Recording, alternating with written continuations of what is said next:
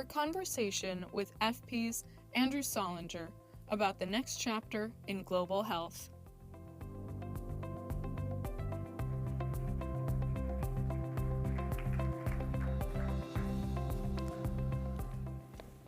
José Luis Castro, thank you for joining us. We're standing between everyone and lunch, so we better be very interesting here. And we're going to be very interesting. We're talking about an incredibly important topic, chronic respiratory diseases. And José Luis is the Director and Special Envoy for Chronic Respiratory Diseases at the WHO. What does the Special Envoy for chronic respiratory diseases do at the WHO? What's your role? Thank you, Andrew, first of all, for having me here, and also to be able to highlight chronic respiratory diseases in this forum. This position, and it's one question that I get asked often, reflects the commitment of the WHO and the Director-General to highlight chronic respiratory diseases, especially asthma and COPD, chronic obstructive pulmonary disease, two of the leading causes of mortality in the world that often, get sidelined and ignored and not included in policy discussions. So the role of this position is to elevate this issue and policy discussions in the political agendas, and also to bring awareness and resources to address this issue. Thank you for explaining. And you have described CRDs as the invisible epidemic. Why do you think they've been so neglected and not on the agenda? And despite the fact that they're a massive burden in addition to a horrible health condition.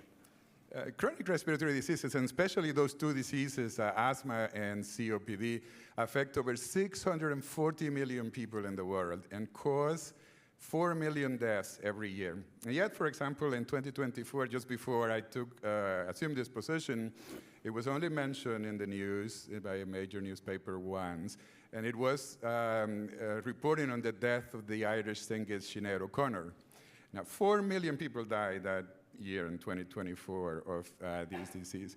They don't make headlines. They are silent, and because they are invisible and they're not infectious, they're often not seen with a sense of urgency that requires a mobilization of resources or the press to speak about them.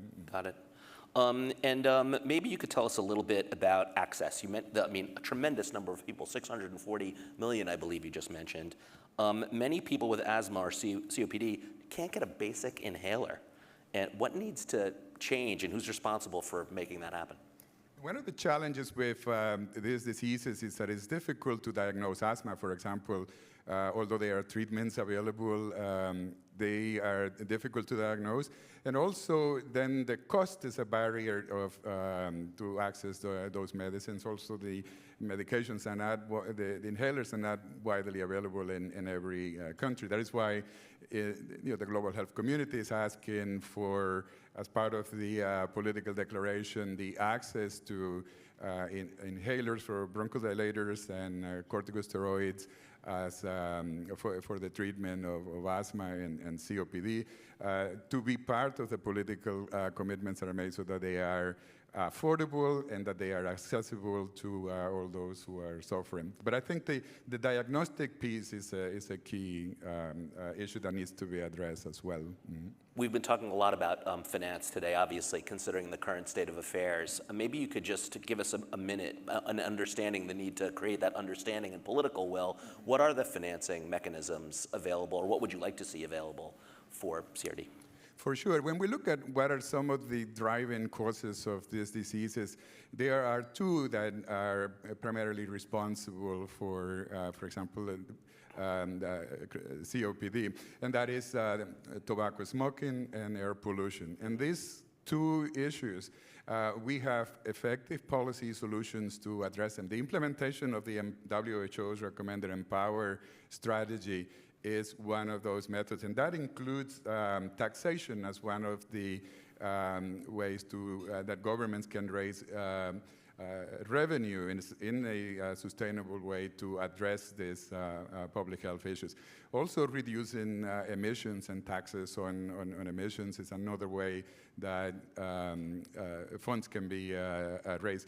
But when we address these diseases, there will be a substantial reduction in the costs of healthcare to the countries and to the economies. Right now, there are millions of people that are sick and that require treatment for life, and that is a substantial burden. If we are able to prevent that, and we are able to reduce the burden on the countries, the economic burden on the countries.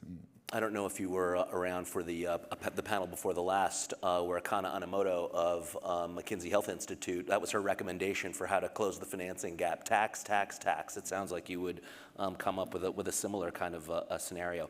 Are there countries or leaders that you think are approaching and tackling this issue, both on the financing side and just recognizing CRDs effectively, that you would share with us to look towards? I think that there are countries that have taken significant steps to address this issue. We were encouraged. China, for example, in September elevated COPD as one of the top 3 priorities in its national public health services. This is a disease that affects over 100 million people in that country, so it's a significant step to recognize it. Other countries like South Africa have taken steps to address chronic respiratory diseases. But the key is that while many countries also put this into their national plans, only a fraction of them are implementing and putting resources to make it happen. And that's what we need to, that's the gap that we need to bridge, is the effective implementation of these policies, and then ensuring that the all the key players in the countries are able to deliver and address the diseases. You raise an interesting point. We're going into the 4th high-level meeting on NCDs, and the last was seen as something of a policy success, but an implementation failure. How do we increase accountability on this front? What does real accountability look like in global health, and how do we get beyond declarations and move to delivery? That's a very good point. I mean, there's been this will be the 4th high-level meeting on NCDs, and clearly what is important is to ensure that those commitments that are made during these meetings translate into action, effective action in the countries. To ensure that that happens, there have to be indicators that we all agree that set targets and allowed for accountability to be taken by different sectors, by Parliament, by the civil society, by the press, by all those that hold governments accountable for delivering on their commitments. So it is very important to have effective measuring tools and reporting tools, as well as ambitious goals to achieve that. Are there any partnerships across regions or across sectors, since you're mentioning these cross sectors, in particular, that you would like to see develop?